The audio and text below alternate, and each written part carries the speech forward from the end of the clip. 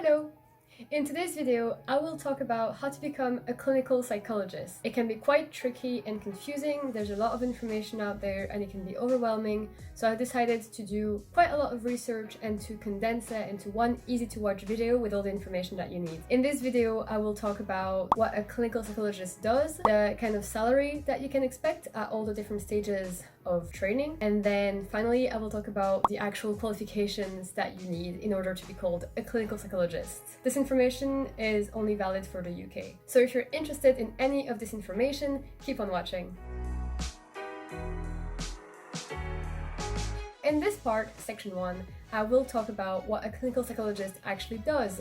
So in the UK, a clinical psychologist pretty much spends their time diagnosing different people with mental illnesses and then to treat those people and their conditions. The actual treatment can be talking therapies like CBT, DBT, ACT, all the T's, or it can also be to refer them to the appropriate services such as social workers, psychiatrists, nurses, or different problem-specific charities or organizations that are more suited for this individual's needs. They treat moderate to severe mental health issues or behavioral problems. They can treat people with mental health issues or learning disabilities. They can treat older adults, younger adults. I will talk a bit more about that in detail later. They also liaise with other mental health professionals, like I said, psychiatrists, nurses, support workers. They spend time working as a part of a multidisciplinary team, and they need to have really good communication skills for that, which is something that employers will look for when you're starting to get into this kind of work. They write reports and they closely monitor improvements of the patients. They have to communicate that again with the teams that they're a part of. They attend conferences, they can do training either to the team that they're working at the hospital,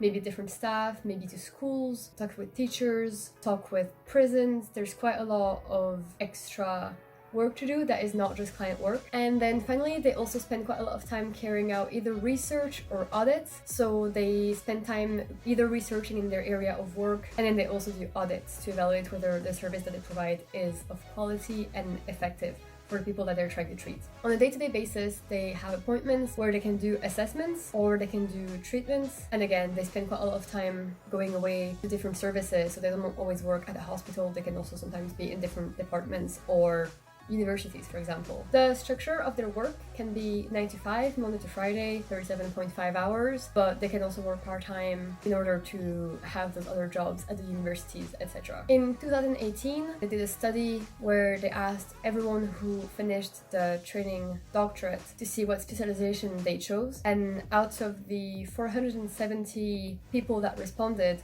the separations were as follow. So I've included here a graph on the page where you can see the different specializations that people chose.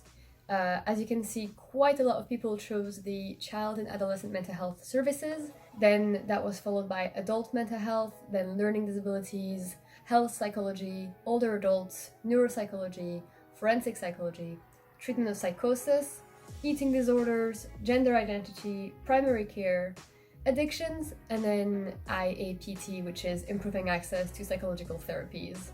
So there's quite a lot of range here. You can see that you can work in a lot of different areas. Some areas are more popular than others, but it really is up to you. So this is the kind of stuff that you could be working with.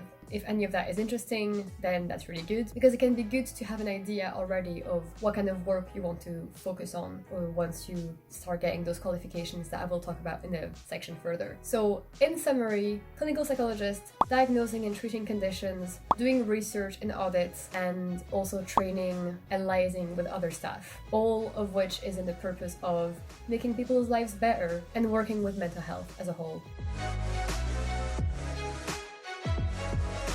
In this section, section 2, I will talk about the salaries. So in the UK, you probably would work for the NHS, or you could choose to go in private. But the numbers I will tell you are for the NHS. So according to my up-to-date research, but again, don't quote me on the numbers, that could always change. So as you can see, this table summarizes the different bands and salaries that you can expect at all the different points of your career. So the first thing is assistant psychologist, then you get the salary as a trainee, then you get a salary when you're newly qualified, which goes up once you get more experience.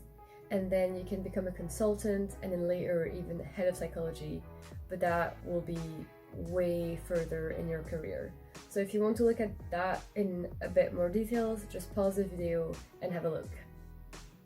But anyway, that is just numbers. It's important to note that salaries in London may vary because you get 20% of your salary extra if you're living in London because it's a high cost area. And then if you get a salary for a private practice or private sector, then that will also completely depend. But this is for the NHS salaries.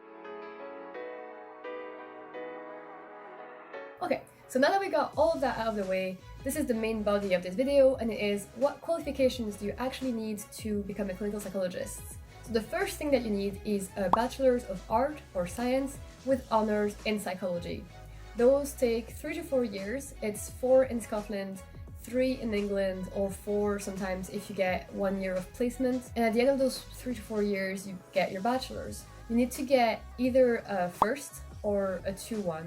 Some unis will want you to have a high 2-1 as well, so above 65%, and this is because they want you to prove that you can study to very high standards. It is very important to note that this degree needs to be accredited by the BPS, the British Psychological Society, and there's a list on their website that I will link below that has all of the accredited bachelors. Currently, there is 667 undergrad courses that are accredited, so it's not hard to find them. There's quite a lot. If you do not have a bachelor's in psychology, you can also get a master's that is a conversion to psychology, and those are usually 1 year full-time or 2 years part-time. Some of them require you to have done a bachelor's that is related, so social sciences or social work, sociology, but it really depends. Again, if you go on the BPS website, they will give you a list of all the accredited masters, and then you can go on the specific uni's websites. Currently, there's 87 masters across the UK that are a conversion masters. And again, you need to get either a first or a high 2-1. So once you get that out of the way, there's only one more step, which is having a doctorate. It's called the Doctorate in Clinical Psychology, and it is a training doctorate, not a research doctorate. So that doctorate is the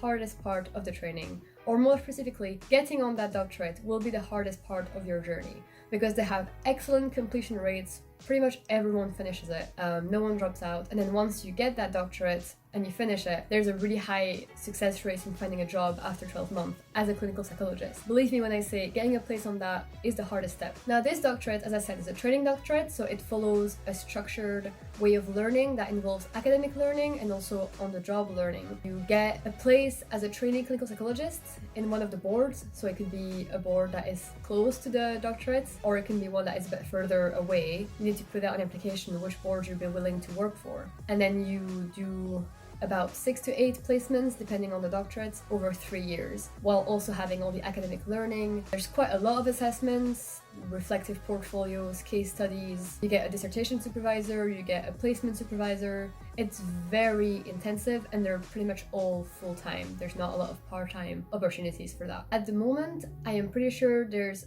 30 doctorates that are available nationally. There's 2 in Scotland, 2 in Wales, 1 in Ireland, and then 25 in England, if my math is correct. They're fully funded, so you don't have to pay a dime, except for living costs. But there are a few universities that offer self-funded places. Now, some of those universities are only allowing international students to take those self-funded places. You can apply to 4 doctorates per year. You write your application and personal statement, and it gets sent out to all the unis, so you don't have to tailor it. It's a general statement that goes to everywhere that you apply for. And then hopefully get in on it. They usually have quite a lot of requirements, one of them being that bachelor's that I talked about that confers GBC from the BPS. You need a first or an upper second. Some of them want a 65%. If you do not have the grades, they advise you to do either a master's or a PhD, ideally really research focused, not a top master's, and to get outstanding grades in that, so above 65. So if you have a 2-2, don't worry, it's still doable, but you will probably have to do a master's. Then they want you to have research experience that isn't just your final project as an undergrad. You need to have extra research experience. And finally, they need you to have clinical experience with client groups. There is so much I could talk about right now about the doctorate, but I will make other videos and talk about that in more details. Lastly, once you get that, you need to register with the HCPC in order to practice as a clinical psychologist within the NHS. Now don't worry too much, because if you do one of those accredited doctorates, it automatically makes you eligible, so you just have to apply for that. And then once you get that, you can finally practice. You also will need to go through some checks. So obviously you need to go through identity checks, you need to go through a disclosure check, so either PVG or DBS depending on which country, and they will just make sure that you don't have any criminal convictions, because you will be working with either children or vulnerable adults. And then you will also need to prove that you can speak English. If English isn't your first language, or if your degree wasn't taught in English, you'll need to do an IELTS most likely and get a high score on that. So that is quite a lot. Sometimes some doctorates will want you to have a driving license because a lot of travel is required, but not all the doctorates need that. So that's basically all the requirements. You need the bachelor's, maybe a master's or a PhD if your grades weren't satisfactory. Then you need the doctorate, which is the hardest part to get. You need to do some checks, disclosure, PVG, identity checks, and then register with the HCPC. And that's it. Once you do all of that, you can finally practice as a clinical psychologist. Now, if this seems like a lot, don't worry, we're all in the same boat. As I said, I will make a video on the doctorate and how you can improve your chances of getting in on it. I will make a video on what experience is good to have, and I will make a video about the actual specificities of all the doctorates, how many places there are in each, you know, what's in them. So I will make a video on all of that. But that's about it for this video. I hope that it was informative and that you learned something. If you liked this video, please give it a like or a comment. You can always subscribe to this channel if you like the content. It will motivate me a lot. But I will see you in the next video. Bye!